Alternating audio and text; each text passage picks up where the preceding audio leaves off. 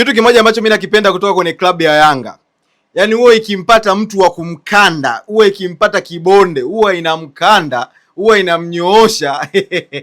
Oya, Yanga haijawahi kuridhika na magoli. Hilo ni swala halipo ndani ya klabu ya Yanga. Sijui wakwaga naambiwa nini huko ndani.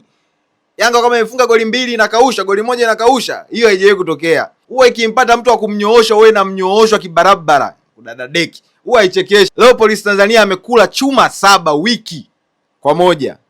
I say so poa. Lakini sasa kilio ni kile kile. Goli la tatu ambayo amelifunga Depu, pasi imetoka nyuma, imeenda moja kwa moja. Bwana mkubwa Depu katuliza na mkono wake wa kushoto.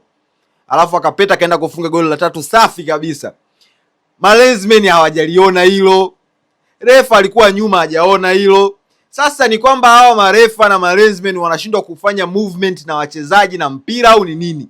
Kwa sababu matatizo ni yale yale. Yaani kila siku matatizo ni yale yale. Yaani malalamiko ni yale yale kuhusiana na waamuzi. Mara waamuzi hajui kutafsiri offside.